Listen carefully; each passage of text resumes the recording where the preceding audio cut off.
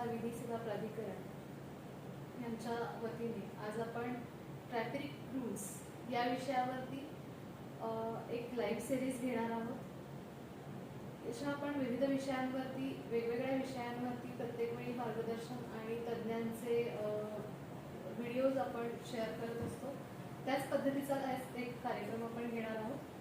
आज आपल्याकडे वक्ते म्हणून किंवा आपले प्रमुख पाहुणे म्हणून आपल्याला लाभलेले आहेत. आपल्याच रत्नागिरी जिल्हा कोर्टामध्ये प्रॅक्टिस करणारे आपले ॲडव्होकेट अमित अनंत शिरगावकर. मी थोडक्यात त्यांची ओळख तुम्हाला करून देते.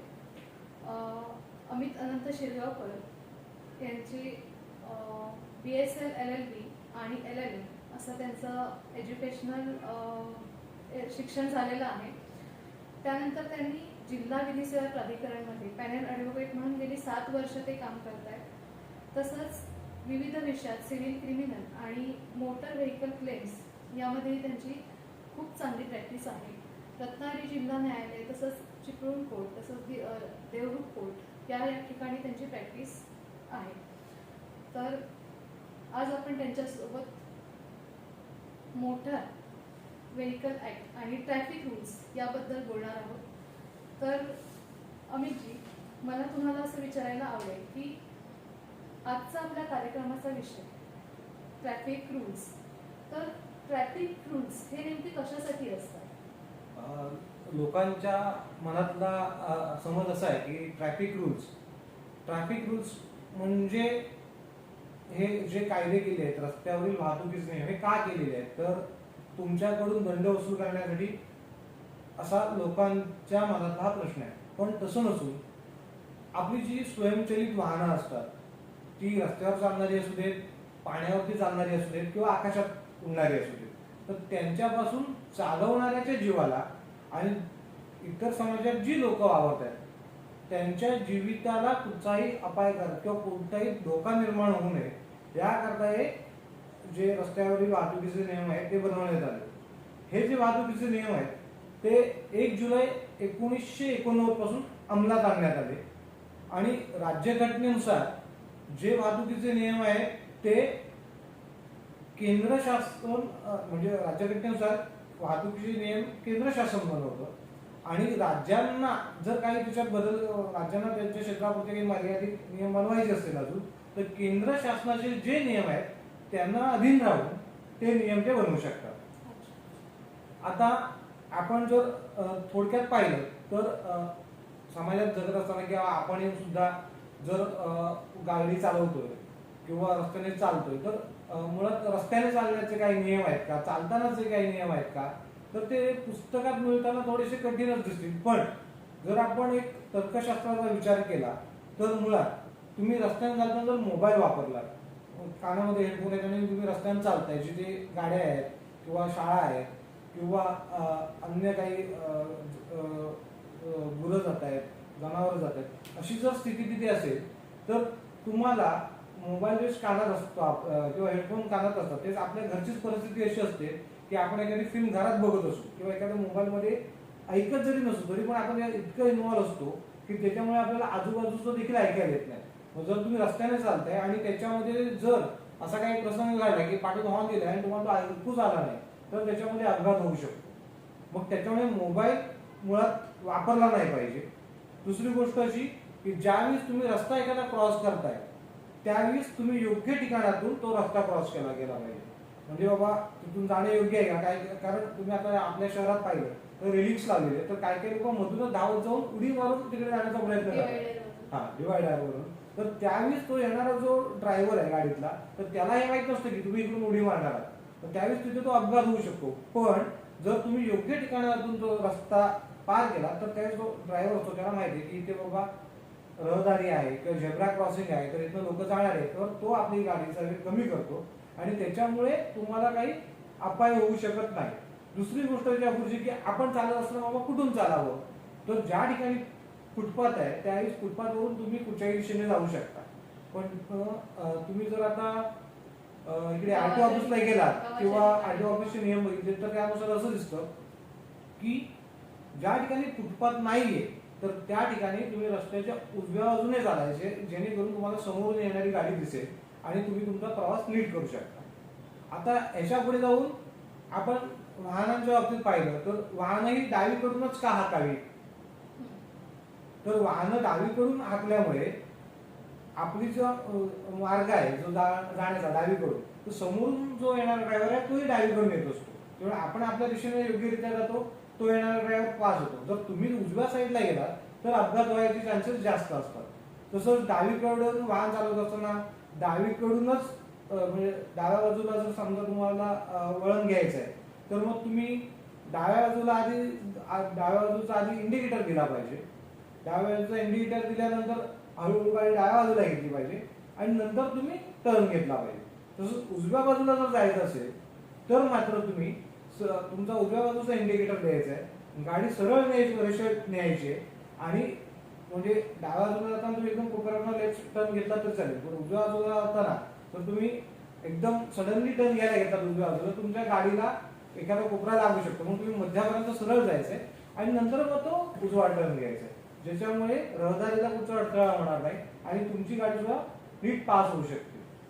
आता त्याच्या पुढे जाऊन गाडी चालवत असतो ओव्हरटेकच्या बाबतीत नियम काही आहे. तर आपण ओव्हरटेक मारत असू तर ओव्हरटेक करत असताना आता समजा मी ओव्हरटेक करतोय तर मुळात आधी माझ्या लक्षात आलं पाहिजे की मला आधी ओव्हरटेक मारायचे तर तो रस्ता किती लांबीचा आहे, माझी गाडी इथून पास होऊ शकते का, समोरची गाडी जर बाजूला जर गेली तर आपली गाडी इथून पास होऊ शकते का, किंवा मला समोर येणारं वाहन दिसतंय का. आता समजा वळण असेल तर त्या वळणावर मी ओव्हरटेक मारायला गेलो तर अपघात व्हायचे चान्सेस जास्त आहेत. किंवा एखादा अरुंद ब्रिज आहे तर तिथनं मी ओव्हरटेक मारायला गेलो तर त्या ब्रिजवरनं गाडीच पास होणार नाही. त्याच्यामुळे जर ओव्हरटेक मारायचा असेल तर तुम्ही आधी हॉर्न दिला पाहिजे आणि मग हॉर्न दिल्यानंतर उजव्या बाजूनेच ओव्हरटेक मारायचं आहे, म्हणजे तुमची गाडी पुढे जाईल. आता समजा मी ओव्हरटेक मारत असेल तर मी तुम्हाला हे सांगितलं, पण ज्यावेळेस मला कोणतरी ओव्हरटेक मारतंय त्यावेळेस मी काय केलं पाहिजे.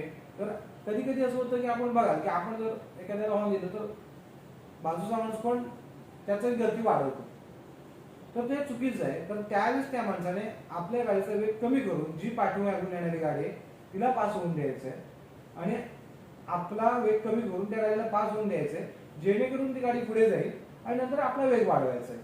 जर ह्या दोन्ही गाड्या एका समांतर रेषेत गेल्या आणि समजा चुकून समोर एखादा खड्डा असेल तर ह्यांना तरी किंवा ह्यांना तरी ह्या दोघांपैकी एकाला तरी त्याचे परिणाम भोगावे लागू शकतात.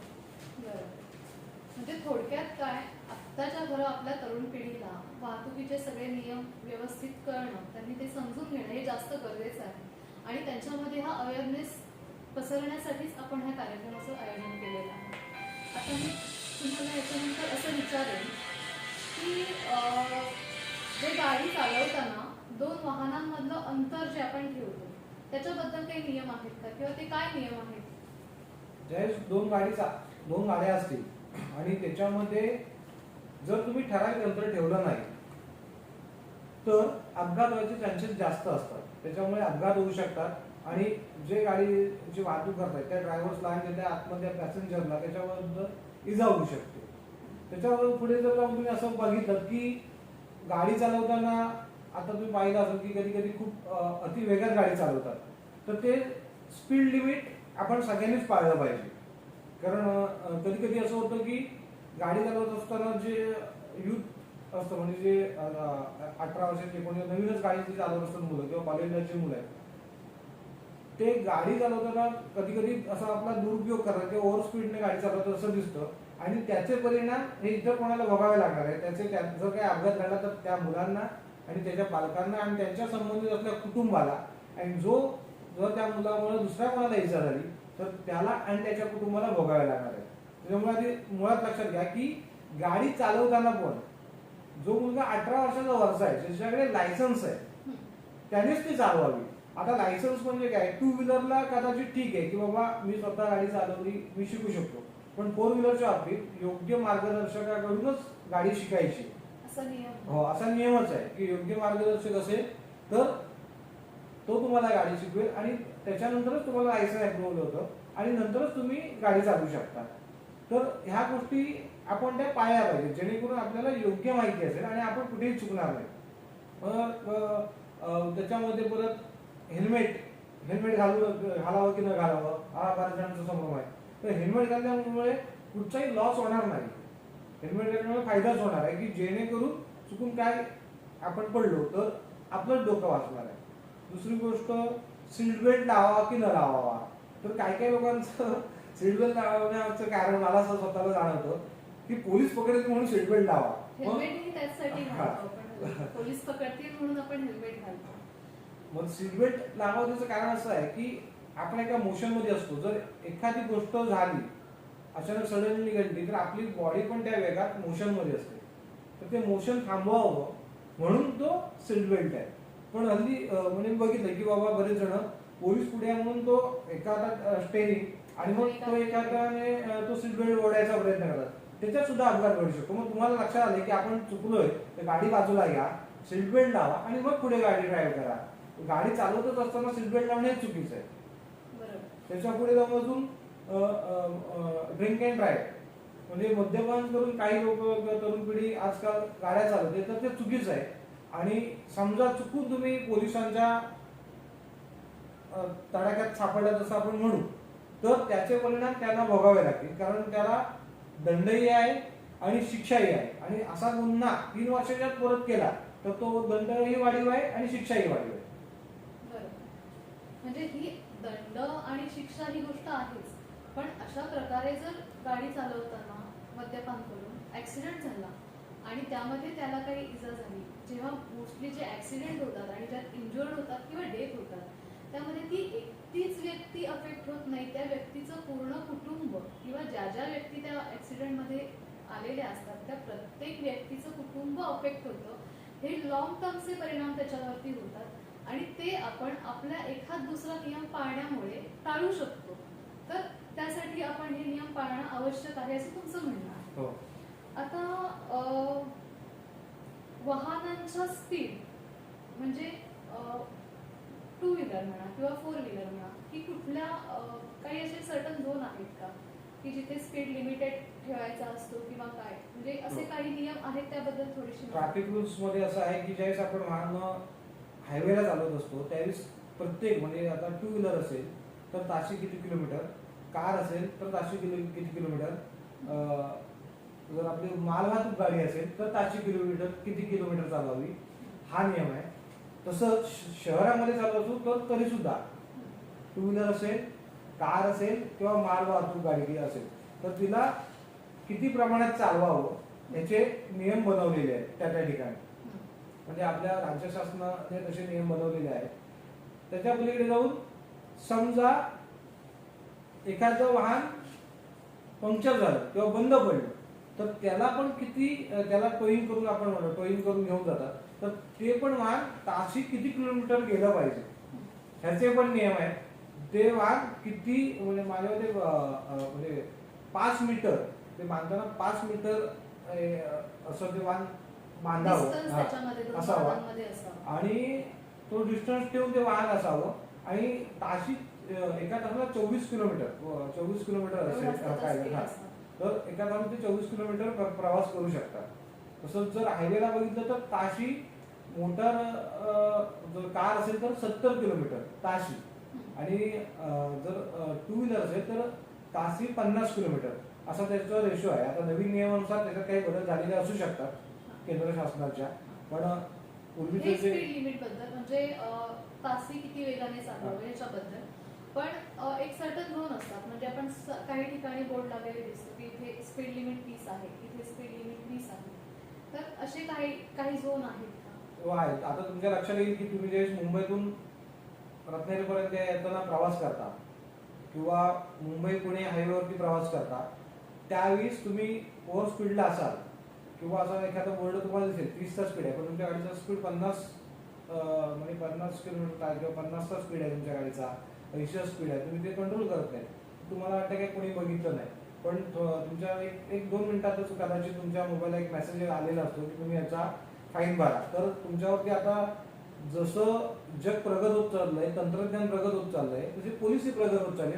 कारण त्यांच्याकडे त्या पद्धतीचे तंत्रज्ञान त्या पद्धतीची सिस्टीम त्यांच्याकडे आहे की तुम्ही घरात पोहोचायच्या आधीच किंवा तुम्ही 1-3-4 किलोमीटरवरती गेल्यावरती पण तुम्हाला फाईन येतो आणि तो तुम्ही ऑनलाईनच भरायचा असतो. म्हणजे थोडक्यात काय तर आपण कुठलीही चूक करण्यापूर्वी ती काळजी घेतली तर आपल्याला पुढचे हे परिणाम भोगण्यापासून आपण त्यातनं मुक्तता मिळवू शकतो. हो. आता म्हणजे अरुंद जे रोड असतात किंवा ब्रिज असतात तिथून वाहनांची म्हणजे येण्या जाण्याचे काय नियम आहेत, तिथून ओव्हरटेक करण्याचे काय नियम आहेत? आता- तिथे रस्ता अरुंद असतो म्हणजे दोन वाहनं ऍट अ टाइम कधी कधी पटकन इझिली जाऊ शकत नाही. आता आपण तर कोकण सारख्या भागात राहतो, त्याच्यामुळे मुळात तिथे कायदा किंवा नियम असण्याचं कारण नाही. कारण आपल्याला कळतंय की बाबा अरुंद रोड आहे, तर इथं तर्कशास्त्र लावणं गरजेचं आहे की समजा त्या ब्रिजवरती एखादी गाडी आहे किंवा एखाद्या रोडवरती ती गाडी येते आपल्याकडे, तर आपण जर गाडी घातली तर दोघे अडकणार आहोत. तर त्याच्यामध्ये तर्कशास्त्रानुसार त्या गाडी आधी पास होऊन देणं आणि नंतर आपण पुढे जाणं, हेच ते नियम आहे की जे लॉजिक सांगतो, जे तर्कशास्त्र सांगतं त्या पद्धतीनेच तुम्ही वागा. मग ती गाडी आधी अरुंद जर ब्रिज असेल तर आधी गाडी, जर समोरून येणारी गाडी त्या ब्रिजवरती असेल तर तिला पास होऊन द्यायचंय, नंतर आपण पुढे जायचंय. आणि घाटाच्या बाबतीत जर तुम्ही विचार केला तर तिथे देखील तेच आहे. चढावातून खाली उतरणारी गाडी आणि उतारातून वर चढणारी गाडी, यामध्ये उतारातून वर चढणारी जी गाडी असते तिला आपल्याला पास होऊन द्यायचं आहे. म्हणजे तुम्ही जर आपला रत्नागिरी सारखे जे भाग आहे, गवळी भाग म्हणजे पोलीस स्टेशनच्या एरियातला जर एखादा भाग आहे, तर कधी कधी आपल्याला पण अनुभव येतो की समोरून पोलिसांची गाडी येत असते पोलीस स्टेशनकडे जायला चढावातून खाली, आणि आपण उतारातून वरती येत असतो, तर पोलीस गाडी आधी पास घेतात. तर त्यांनी पण म्हणजे नियम आहे सर्वांनाच समान आहे. तर आपण किंवा इतर कोणी असू दे, तर घाटामध्ये जर आपण असू तर आधी चढात जी गाडी येते तिला पासून द्यायचं आणि नंतर तुम्ही खाली उतरायचं. रात्रीच्या वेळी गाडी चालवताना काय काळजी आपण घ्यायची असते? रात्रीच्या वेळी गाडी चालवताना मुळात आधी तुमची गाडी रस्ता सोडून जाणार नाही, हा प्राथमिक नियम. म्हणजे गाडीची साईड पट्टी असते, त्याच म्हणजे रोडची साईड पट्टी असते ती तुम्ही पाहिली पाहिजे. तसंच समजा तुम्ही रोडवरती गाडी आता तुम्हाला थांबवायची, तर जर तुम्ही गाडी थांबवली तर तुमचे पार्किंग लाईट्स जे आहेत गाडीचे ते चालू ठेवायचे, जेणेकरून जो कोण गाडी बाजूला येतो त्या लाईट्स वरून कळेल की बाबा इथे एखादं वाहन उभं आहे. त्याच्यामुळे तुमच्याच गाडीचा लॉस होणार नाही किंवा तुमच्याच गाडीला इजा होणार नाही आणि तुम्हाला होणाऱ्या आर्थिक नुकसानातून तुमची मुक्तता होणार आहे. याचबरोबर रस्त्यावरनं जात असताना काही सर्टन म्हणजे ॲम्ब्युलन्स जात असतील किंवा अशा काहींना आपण प्रायोरिटी द्यायची असते की त्यांना आपण साईड्स देऊन जागा द्यायची असते, तर ते कशासाठी असतं नेमकं आणि अशा कुठल्या कुठल्या गोष्टी आहेत ज्यांना आपण प्रायोरिटी द्यायची असते? कसं आहे, आपण जर शहरासारख्या ठिकाणी बघू की तर आपण युट्यूबला पण बऱ्याचशा गोष्टी अशा पाहिलेल्या आहेत चांगल्या चांगल्या झालेल्या किंवा न्यूजवरती पाहिलेल्या आहेत. तर ॲम्ब्युलन्समध्ये आणि मुळात जो असतो तो रुग्ण असतो, त्यांचा सायरन कधी वाजतो तर ज्यावेळेस त्यांच्या गाडीमध्ये कोणाला इमर्जन्सी लवकरात लवकर हॉस्पिटलपर्यंत पोहोचायचं त्यावेळेस. आणि ॲम्ब्युलन्स आणि फायर ब्रिगेड यांचे जे सायरन्स चालू असतात त्यावेळेस त्यांना काहीतरी आपत्कालीन गोष्टीमध्ये, ॲम्ब्युलन्समध्ये रुग्ण आहे आणि फायर ब्रिगेडला कुठेतरी पोहोचायचे जिथे काहीतरी दुर्घटना झाली, तर अशा वेळीस तुम्ही जे आपण जर असू रस्त्यावरती गाडी चालवत तर आपण आपल्या गाड्या बाजूला घ्यायच्या आणि त्यांना आधी पहिलं तिथपर्यंत पोहोचू द्यायचंय. हे आपण पाळलं गेलं पाहिजे आपल्याकडून, सामान्य माणसाकडून.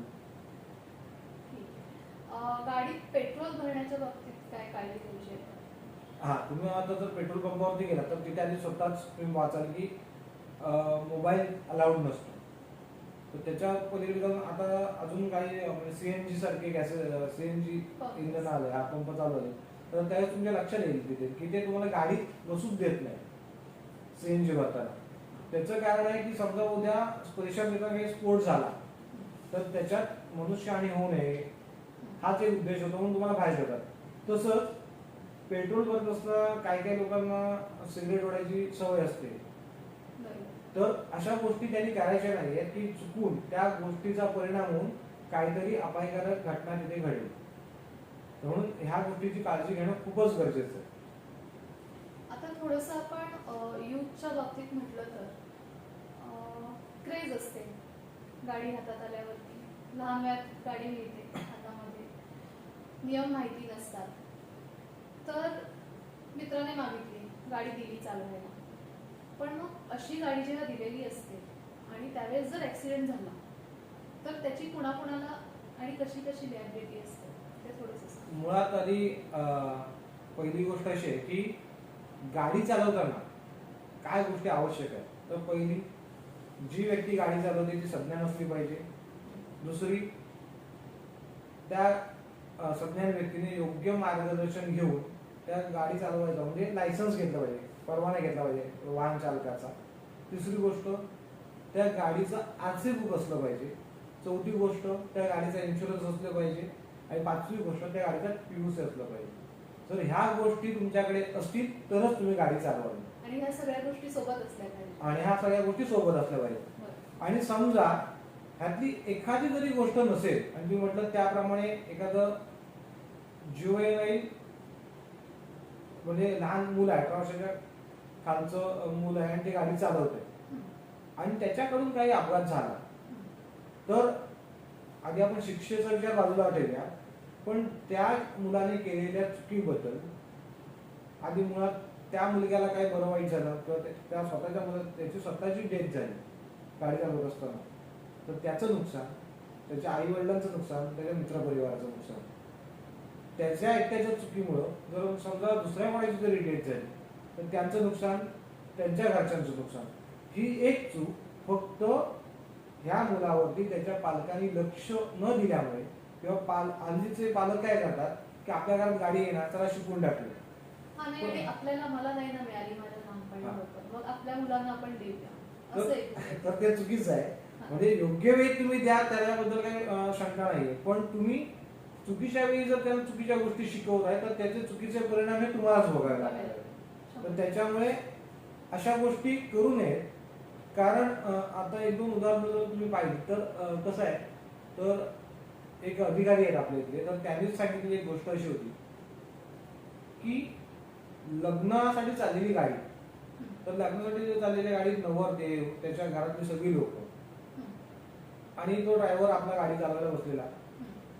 ह्या लोकांपैकी एकाच्या मला इच्छा आली की आता मी गाडी चालवतो आणि तो गाडी चालवतो, मी गाडी चालवतो, जिथे 6 किलोमीटर पोहोचायचं आहे तिथे त्यांनी जबरदस्तीने गाडी त्या माणसाकडनं मागवली. आता ही गाडी मागितल्यानंतर तो ड्रायव्हर नाही करू शकतो, त्यांनी त्याला द्यावी लागली, कारण नवरदेवाच्या सोबत असलेला माणूस मग थोडे आपले हेवे किंवा रुसवे फुगवे असतात म्हणून दिलं तिथे गाडी. तर त्यांनी गाडी चालवल्यानंतर हार्डली 2 किलोमीटर वरती गेल्यावरती त्या गाडीचा ऍक्सिडेंट झाला आणि त्या गाडीचा ऍक्सिडेंट झाला, त्याच्यामध्ये तो नवरदेव गेला आणि 11 लोक गेली. मग त्या 11 लोकांचं नुकसान झालं का? तर नाही. त्या नवरदेवाच्या घरातले सगळेजण आणि त्या 11 लोकांच्या घरातले जे त्याच्यावरती डिपेंड होते त्यांचं सगळेजण, म्हणजे एका माणसाच्या चुकीमुळे 50 ते 55 लोकांना त्याचं नुकसान भोगावं लागलं. तर ह्यामुळे ह्या गोष्टी टाळू शकतो. आणि छोट्या छोट्या गोष्टी आहेत, तर तुम्ही आपल्यासाठी किंवा आपल्या मनमानीसाठी काहीतरी करू नका. तुम्ही समजा मी ड्रायव्हिंग आहे, माझ्याकडे ड्रायव्हिंग लायसन आहे, माझ्याकडे इन्शुरन्स आहे आणि माझ्याकडे चुकून जर अपघात घडला, अपघात मुद्दामध्ये कोण करत नाही, पण चुकून जर अपघात घडला तर मी त्या कंडिशन्स मध्ये बसतो, म्हणून ऍटलिस्ट माझ्याकडून कोणाला अपाय झाला किंवा माझं काही बरं वाईट झालं तर त्यांना नुकसान भरपाई तरी मिळू शकते. पण माझ्या चुकीमुळे जर काय हे झालं, घडलं, माझ्याकडे लायसन नाही, मी गाडी चालवतोय, मी इन्शुरन्स काढला नाही आणि समजा अपघात झाला तर ह्या एका छोट्याशा चुकीमुळे माझ्या झालेलं नुकसानची भरपाई नाही मिळू शकत. म्हणजे माणूस तर आणून देऊ शकत नाही तुम्ही, पण ऍटलिस्ट त्यांना आर्थिक मदत कुठून होऊ शकते? इन्शुरन्स कंपनीकडून होऊ शकते. मग इन्शुरन्स पॉलिसी काढणं गरजेचं आहे. मग इन्शुरन्स पॉलिसी जरी इन्शुरन्स पॉलिसी असली तरी तुमचं लायसन पण असणं गरजेचं आहे. मग लायसन असेल तर आरसी बुक पण असणं गरजेचं आहे. आरसी बुक असेल तर पीयूसी पण असणं गरजेचं आहे. म्हणजे ह्या सगळ्याच गोष्टी आवश्यक आहे. नाहीतर मग तुम्हाला माहिती आहे की इन्शुरन्स कंपनी एक जरी तुम्ही टर्म्स अँड कंडिशन ब्रीच केली तर तुमचा तो इन्शुरन्स कमी होतो, मिळत नाही किंवा कमी होतो असं म्हणता येईल आपल्याला. आता यूथचा विचार करतानाच मोबाईलवरती बोलणं, रस्त्याने गाडी चालवताना रेस लावणं, म्हणजे आपण शहरात पण बघत असतो, चालू असतात हे प्रकार. आधीमध्ये थोडंसं पोलिसांनी जास्त लक्ष घातलं की थोडं थांबतात किंवा आधीमध्ये हे चालू असतात. तर ह्याचे दुष्परिणाम तर आता आपण बघितलेच काय होतात, पण हे थांबवण्यासाठी कोणी कंट्रोल याच्यावरती करू शकतं किंवा कोणी ह्याच्याबद्दल थोडंसं मार्गदर्शन त्यांना केलं पाहिजे किंवा कोणी पुढाकार घेऊन या गोष्टी केल्या पाहिजे. मुळात जे गाडी चालवतात त्या म्हणजे 18 वर्षाची जे वरची मुलं त्यांच्यासाठी सांगतो की तुम्ही सज्ञान आहात म्हणून तुम्हाला गाडीचा परवाना मिळाला, तर तुम्ही सज्ञानासारखं वागा. तुम्ही स्वतःच ठरवा, कारण प्रत्येकी तुमचे आई वडील, तुमचे पालक, तुमचे मित्र हे कोण तुम्हाला सांगायला येणार नाही. जर तुम्हाला फोन आला, गाडी बाजूला घ्या आणि मग फोनवर बोला. तुम्ही हेडफोनवरती बोलू नका, कारण सांगितलं त्याप्रमाणेच आपलं लक्ष आपल्या घरात सुद्धा नसतं, तेच आपण मोबाईलमध्ये असतो त्यावेळेस. तर तुम्ही गाडी चालवत असताना तुमचं लक्ष कानात कोण बोलत असेल तर तुमचं लक्ष रोडवरती नसणार आहे.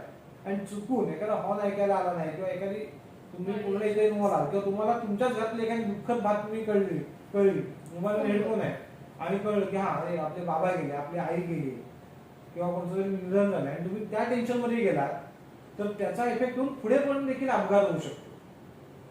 कारण शेवटी कसं आहे, काही काही गोष्टींचा परिणाम डायरेक्ट होत नाही, पण इनडायरेक्ट त्याचा परिणाम आपल्याला पाहायलाच मिळेल. त्याच्यामुळे सगळ्यात महत्वाचं म्हणजे तुम्ही गाडी चालवत असताना मोबाईलचा वापर, हेडफोनचा वापर करूच नका.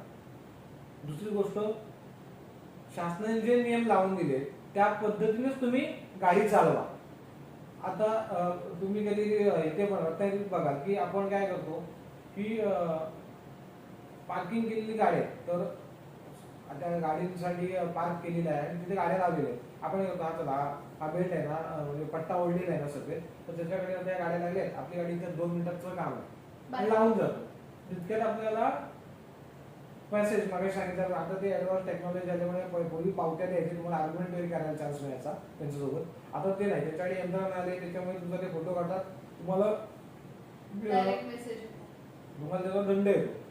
मला तुमच्या मनात शंका येते की मी जर गाडी पार्किंगच्या आत लावलेली, पार्किंगचा बोर्ड होता तरी सुद्धा का, तर तिथे डबल पार्किंग अलाउड नाही आहे.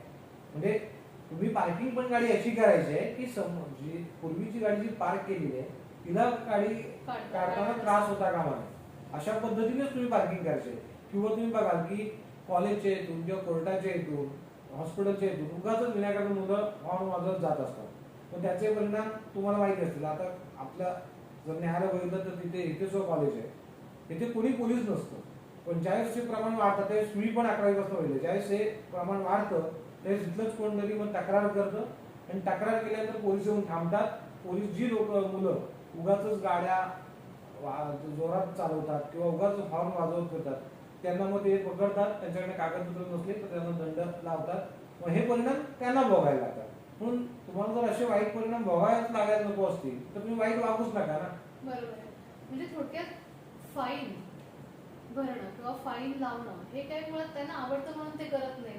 म्हणजे बऱ्याचदा अशी धारणा असते मुलांचीच, तरुण पिढीची शक्यता ह्या की इथे गेलं की पोलीस पकडतात, तिथे गेलं की पोलीस, असं काही नसतं. तुम्ही जर नियमात असाल आणि तुमच्याकडे नियमानुसार सगळे कागदपत्र असतील ते विनाकारण कोणी तुम्हाला त्रास द्यायला येणार नाहीये.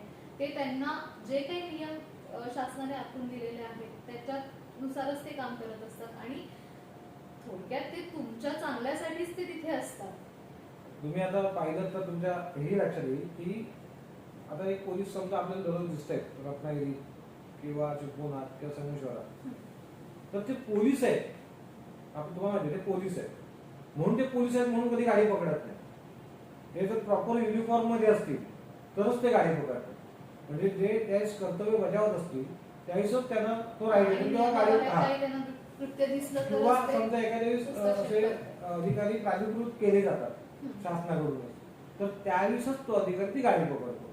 त्याच्यामुळे ह्या गोष्टीकडे पाहण्यापेक्षा किंवा गाडी कोणी अडवली, तो प्रॉपर युनिफॉर्म मध्ये होता की नाही हे पाहणं ठीक आहे, पण ह्याच्यापेक्षाही काय पाहणं गरजेचं आहे, आपण नियम पाळतो की नाही. आता तुम्ही जे म्हणालात की डिजिटल फाईन, तर पूर्वी जी सिस्टीम होती की पूर्वी पोलीस पकडायचे, थांबवायचे, तुमची सगळी विचारणा करायची, मग ते ठरवून मग तुम्ही जसं म्हणालात की आर्ग्युमेंटला चान्स मिळायचा किंवा काय, पण आता ते काही राहिलं नाहीये. डिजिटलला तुम्ही गाडीचं नो पार्किंग मध्ये लावली तर गाडीचा फोटो घेतात तुम्हाला. ही सिस्टीम चांगली आहे की वाईट आहे, काय म्हणतात? मला असं वाटतं की माझ्या दृष्टीने सांगतो की एका अर्थाने चांगली आहे ते, कारण मग तुम्ही आधीच बघून, आता सध्या तरी आपण जे वागतो ते असं आपण वागतो की आधीच आपण बघतो की बोर्ड लागला नाही ना, बोर्ड लागला असेल तर गाडी नीट लावली पाहिजे. आणि मग आपण आधीच जर ती तरतूद केली की योग्य नियमाने आपण गाडी पार्क केली, योग्य नियमाने गाडी चालवली, योग्य नियम पाळले तर आपल्याला फाईन बसणार नाही. जर तुम्ही नियम पाळले नाही तरच तुम्हाला फाईन बसणार आहे. म्हणजे त्यांना फाईन मारायची अशी तुमची आवड नाही किंवा तुम्हाला फाईन मारलाच पाहिजे. तुम्ही जर नियम पाळला नाही तरच तुम्हाला फाईन बसेल.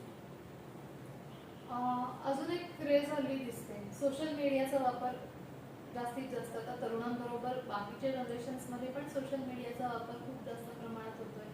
लॉकडाऊनच्या कारणामुळे पण असेल लोक मीडियाकडे जास्त वळले. तर मग ते पोलिसांनी फाईन मारल्यावरती मग ते व्हिडिओ करायचे, मग ते व्हायरल करायचे किंवा लाईव्ह व्हायरल करायचे. हे कितपत योग्य आहे? माझ्या मते हे मुळीच योग्य नाही आहे. कारण सगळेच पोलीस असे नसतात. चुकून एखादी व्यक्ती तसं काही वागत असेल, चुकीचं वागत असेल तर त्या म्हणजे मी वकील आहे, मी जर चुकीचं वागलो तर माझ्यामुळे पूर्ण वकील सगळ्या वकिलांना दोष देत राहू नये. तर ती एक सिस्टीम आहे. त्या सिस्टीममध्ये एक माणूस जर चुकीचं वागला तर तुम्ही तो व्हिडिओ करा, पण तुम्ही त्या त्यांचे जे वरिष्ठ असतील त्यांच्याकडे तो फॉरवर्ड करा, ते त्यांच्यावरती कारवाई करतील ना. तुम्ही तो व्हिडिओ असा व्हायरल केल्यामुळे असं होतं की जनसामान्यात असणारी पोलिसांची बद्दलची प्रतिमा ही मलिन होते, विनाकारण. म्हणजे एखाद्या चुकीच्या व्यक्तीमुळे सगळंच चुकीचं घडत जातं पुढे. मग अशा पद्धतीचं आधी मुळात आपण वागूच नाही की बाबा व्हिडिओ समजा त्या व्यक्तीने जर समजा पोलिसांनी चुकीचं वागलेच तर तुम्ही व्हिडिओ केला तर तो त्यांच्या वरिष्ठ अधिकाऱ्यांकडे द्या, तो अशा पद्धतीने व्हायरल करू नका. अर्थात व्हायरल करणं हे पण चुकीचंच आहे आणि ह्याच्यासाठी काहीतरी ह्याचे दुष्परिणाम होऊ शकतात. म्हणजे याच्यासाठी शिक्षा होऊ शकते त्यांना, एखाद्या डिपार्टमेंटची आपण बदनामी केली वगैरे असंही होऊ शकतं. ते वरिष्ठ अधिकारी ठरवतात आणि नंतर नाही, पण असं होऊ शकतं. म्हणजे ही काळजी पण आपण घेतली पाहिजे की आपण एकदम असं ते जोशमध्ये वगैरे लाईव्ह करतो, म्हणजे आपण खूप काहीतरी मोठं करतो अशा पद्धतीने ते करता कामा नये. तर योग्य त्या जर एखादी चुकीची गोष्ट खरंच दिसत असेल तर तिथे त्या डिपार्टमेंटच्या किंवा त्या वरिष्ठ अधिकाऱ्यांच्या निदर्शनास आणून देणं हा त्याच्यावरचा उत्तम पर्याय आहे. ना की ते सोशल मीडियावरती व्हायरल करणं किंवा त्याचं लाईव्ह करणं हा खूप चुकीचा मार्ग आहे असं आपण म्हणू शकतो. आता ट्रॅफिकच्या बेसिक नियमांबद्दल आपण बोललो. ऍक्सिडेंट बद्दल, ऍक्सिडेंट मध्ये झालेले डेथ आणि ऍक्सिडेंट मध्ये झालेल्या इंजुरीज याच्या काय काय म्हणजे याच्या पुढे त्यांना काय रिलीफ मिळू शकतो किंवा त्यांना किंवा डेथ झाली असेल तर त्यांच्या फॅमिलीला किंवा इंजुर्ड झाले असतील तर त्यांना. मी सांगितलं त्याप्रमाणेच की तुमच्याकडे गाडीचे सगळे कागदपत्र जर असतील, licence, RC book, insurance, PUC, ह्या गोष्टी जर तुमच्याकडे असतील, जर त्या फुलफिल असतील तर समजा चुकून तुमच्या हातात म्हणजे एखाद्या व्यक्तीचा डेथ झाली, तुम्हाला जर नियमाप्रमाणे कोर्टात हजर राहावं लागणार आहे आरोपी म्हणून, तो जो डेथ अपघात झाला तो तुमच्या खरंच चुकीमुळे झाला की तो अपघात अनावधानाने झाला की तुमच्या चुकीच्या वागणुकीमुळे झाला हे कोर्ट ठरवणार आहे. पण आपल्या हातात एखादा माणूस आपल्या चुकीमुळे जर समजा एखादा माणूस गेला तर त्याचं नुकसान म्हणजे तो माणूस गेलाय आणि त्याच्यावरती अवलंबून जे असणारे लोक आहेत त्यांना त्याचा फटका नेहमीच बसत असतो. मग आपण तो माणूस तर परत आणून देऊ शकत नाही, पण एक आर्थिक स्वरूपाची मदत तुम्ही करू शकता का? 10 लाख, 20 लाख, 30 लाख आपण कोणीच करू शकत नाही. पण आपला जर इन्शुरन्स असेल, आपला जर इन्कम प्रूफ असेल व्यवस्थित, समजा इन्कम प्रूफ जरी नसेल तरी एक आपलं वार्षिक उत्पन्न 6,000 कमीत कमी ठरवलं जातं आणि त्या नियमानुसार आपल्याला इन्शुरन्स क्लेम केला तर नुकसान भरपाई मिळते. तसंच समजा तुम्हाला ऍक्सिडेंट केला आणि तुम्हाला समजा लागलंय, मग तुमच्या त्या लागल्यामुळे तुम्हाला 100% अपंगत्व आलंय, तुम्ही काहीच काम करू शकत नाही, तरी तुम्हाला पूर्ण नुकसान भरपाई मिळते.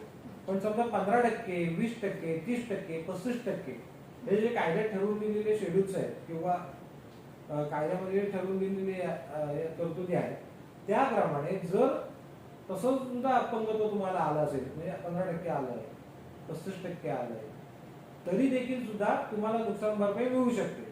आणि आपण इन्शुरन्स काढल्यामुळे ती नुकसान भरपाईची जी रक्कम आहे, म्हणजे आता समजा 10 लाख रुपये मेहरबान कोर्टाने ऑर्डर केली की तुम्ही नुकसान भरपाई यांना द्या, तर जर तुमचा इन्शुरन्स नसेल तर ती रक्कम ज्याच्या नावाने गाडी आहे आणि जो गाडी चालवता ह्यांना भरावी लागेल. पण जर इन्शुरन्स असेल तर ती रक्कम इन्शुरन्स कंपनी ज्याला लागले किंवा ज्याचं डेथ झाले त्याला देते. आता थोडंसं मी तुम्हाला असं विचारेन की तुमची जी काय आत्ताची प्रॅक्टिस आहे म्हणजे ॲक्सिडेंट क्लेममधली या प्रॅक्टिसमध्ये असताना तुम्हाला काही वेगवेगळे अनुभव आले असतील ॲक्सिडेंटबद्दल असतील किंवा काय, तर त्यातून तुम्ही काय सल्ला द्याल लोकांना किंवा काही नियम सांगू शकाल का की जे पाळणं अजून आपण गरजेचं आहे? आता आपली जी चर्चा झाली मागासपासून तर त्याच्यामध्ये वाहतूकचे बेसिक नियम आहेत ते सगळ्यांनाच माहितीच असतात. तर आपण काय करतो विनाकारण इकडून जायचं आहे तर तिकडून जायचं म्हणजे आता वनवे तर वनवेमध्ये तुम्ही जाताना सरळ मार्गे म्हणजे त्या एकाच दिशेने त्या जायचं, दिशेने जायला सांगितले त्याच तुम्ही रिव्हर्स सुद्धा गाडी घ्यायची नाही. मग काय काय लोक तिथनंच रिव्हर्स मारले जातात किंवा एखादे मुलं असतात की म्हणजे वनवे आहे पण उगाच त्यामध्ये गाडी घालतात. त्याच्यामुळे अपघात होऊ शकतात कारण लोकांच्या मेंटॅलिटी अशी झालेली असते की हा वनवे एकाच मार्गाने गाडी जाणार, समोरून काही गाडी येणार नाही. पण चुकून तुम्ही अचानक मध्ये आलात तर अपघात घडू शकतो. त्याच्यामुळे तुम्ही नियम पाळले तर मग अपघात घडणारच नाही किंवा जर म्हणजे अपघाताचं प्रमाण तरी कमी होईल की चुकून अपघात हा चुकूनच घडतो. पण आपल्या चुकीमुळे अपघात घडावे अशी इच्छा कोणाला असू नये आणि आपण तसं वागू नये मुळात. तर आपण तसं वागलो नाही तर असे अपघात घडणार नाही. आणि जसं आपण इतरांना सांगतो तेव्हा आपल्यापासूनच आपण ती सुरुवात केली किंवा आपणच योग्य वागलो म्हणजे मी माझ्यापासून पण म्हणतोय किंवा जे लोक दुसऱ्यांना उपदेश देतील त्यांना पण सांगतो तुम्ही पण योग्य वागा म्हणजे अपघात घडणारच नाही. आपण प्रॉपर काळजी घेतली तर अपघात घडणारच नाही. आता आपलं स्पीड लिमिट नीट असतं म्हणून आपल्याला काय होत नाही. किंवा समजा चुकून आता रोड इतके खराब आहेत समजा तुम्ही 70-80 स्पीडने गेला रोडच खराब आहे तर तुम्ही पडलात तर 100% तुमचा हात आणि पाय मोडणार आहे. पण तुम्ही सावकाश गेला तर त्याचा फायदा आपल्यालाच आहे ना. आपल्याला काही जरी चुकून पडलो आपण तरी आपल्याला इजा होणार नाही. त्यामुळे आपण या काळजी घेतल्या पाहिजे जेणेकरून त्याचा दुष्परिणाम आपल्याला होणार नाही इतरांना देखील होणार नाही आपल्याला. म्हणजे थोडक्यात काय तर प्रत्येकाने लहान मुलांच्या बाबतीत म्हणजे जी मुलं अज्ञान आहेत अजून सज्ञान झालेली नाहीयेत त्यांच्या बाबतीत त्यांच्या पालकांनी त्यांच्या वरिष्ठांनी शिक्षकांनी या बाबतीत त्यांना अवेअर करणं गरजेचं आहे. जे सज्ञान आहेत त्यांनी स्वतःच काही गोष्टींचं थोडंसं मनावर लगाम घालून किंवा लक्ष देऊन रूल्स माहिती करून घेऊन कधी कधी रूल्स माहिती पण नसतात आणि ते मोडले जातात असंही होतं. तर ते आपण त्याप्रमाणे वागणं हे अपेक्षित आहे. आणि थोडंसं आपण थोडक्यात नियमांचं पालन केलं तर कुठेतरी आपण हे प्रमाण कमी करू शकतो. कारण ॲक्सिडेंटचं प्रमाण पण आत्ता खूप वाढलेलं आहे. कारण क्लेम्सचं प्रमाण तुम्ही बघत असाल की ॲक्सिडेंट क्लेम्स आहेत भरपूर म्हणजे तेवढे ॲक्सिडेंट त्या प्रमाणात होत आहेत. जेवढे रस्ते मोठे होत आहेत तेवढी व्हेकल्सची संख्या वाढते आणि त्या प्रमाणात ॲक्सिडेंटचंही प्रमाण वाढतंय. कधी कधी असं आहे की म्हणजे आपण पण जे गाडी चालवतात त्यांना 18 वर्ष पूर्ण असतात गाडी चालवता येत नसते पण ते लायसन्सच करत नाहीत आपलं. आणि अशा काही घटना झालेल्या आहेत की 18, 23, 24 वर्षाचा मुलगा आहे आई वडीलच फक्त त्यांच्यावरती अवलंबून आहे आणि मग लायसन्स नाही इन्शुरन्स नाही पण तुमच्या आई वडिलांना त्याची डेथ झालेली आहे. म्हणजे चुकी जरी याची नसली पण याची पण चुकी झाली ना की लायसन्स नाही. कधी कधी लायसन्सची मुदत संपते आणि मग ते रिन्यू करायचं राहतं आपण त्याच्यात टंगळ मंगळ करतो आळस करतो आणि मग त्याची शिक्षा कुठेतरी खूप मोठ्या प्रमाणात जाऊन पुढे आपल्याला म्हणजे जसं मी ऐकलं मागाशी की आपल्यामुळे कोण डेथ झालं पण समजा दुसऱ्यामुळं आपल्याला काय बरं वाईट झालं तर माझी पण जबाबदारी आहे की माझं लायसन्स असलं पाहिजे गाडी चालवताना. जर मी गाडी चालवत असेल तर माझा पण इन्शुरन्स पाहिजे.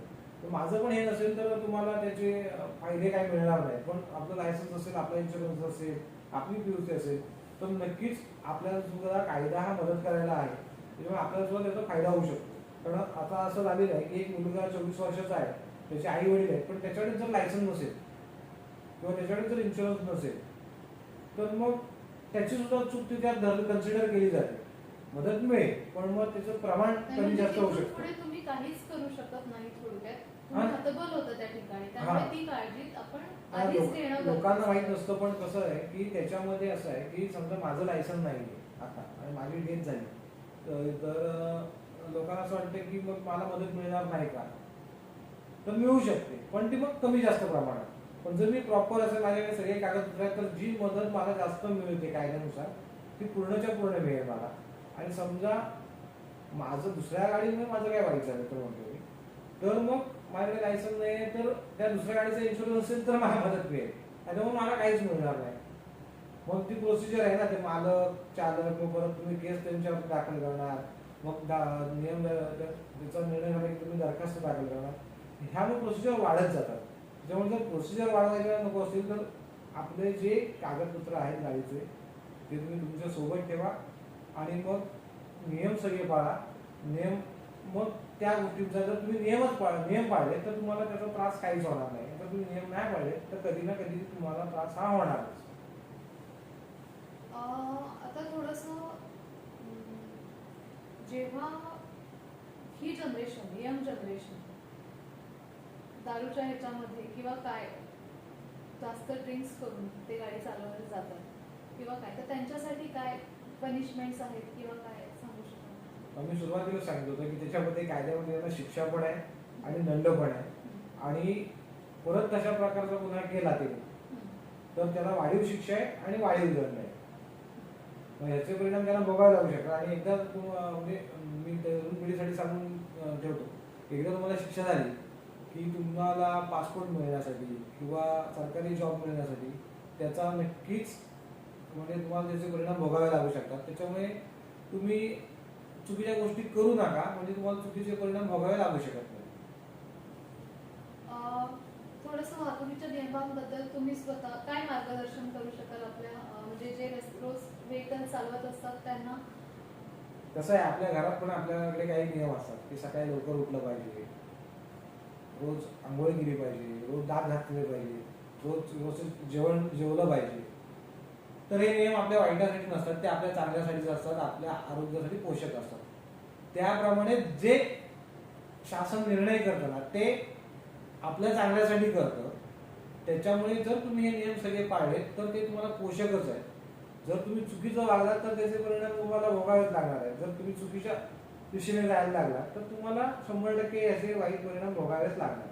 तर तुम्ही योग्य रीतीने जा, योग्य नियम पाळा, तर तुम्हाला त्याचे परिणाम हे चांगलेच मिळतील. आणि त्याच्याबद्दल काय बाकी शंका असण्याचं कारण नाही. तुम्ही आज आमच्याकडे कार्यक्रमात आलात, आमच्या ह्या नवीन जनरेशनला किंवा तरुण पिढीला म्हणा किंवा जे काही गाडी चालवतात त्यांना थोडक्यात नियमांबद्दल थोडंसं अवेअरनेस तुम्ही करून दिला आणि काही नियम, त्याबद्दलच्या शिक्षा किंवा त्याबद्दलच्या पनिशमेंट, दंड याबद्दल थोडीशी माहिती दिली आणि बऱ्याच काही गोष्टींबद्दल आपण चर्चा केली. तर त्यामुळे या अवेअरनेस प्रोग्रामचा त्यांना नक्कीच उपयोग होईल आणि काही ज्या सूचना तुम्ही दिल्यात त्या नक्की तरुण पिढी थोडी लक्षात ठेवेल आणि त्यानुसार ते त्यांच्या वर्तनात आचरणात आणण्याचा प्रयत्न करतील. आणि किमान 2 माणसांनी जरी ह्या प्रोग्राममुळे अवेअरनेस त्यांच्यात आला तरी हा प्रोग्राम आपला यशस्वी ठरला असं आपण म्हणू शकतो. तर जिल्हा विधी प्राधिकरण सेवा यांच्यातर्फे मी आपलं आभार मानते. आज आपण आमच्याकडे आलात आणि आम्हाला खूप चांगल्या पद्धतीने मार्गदर्शन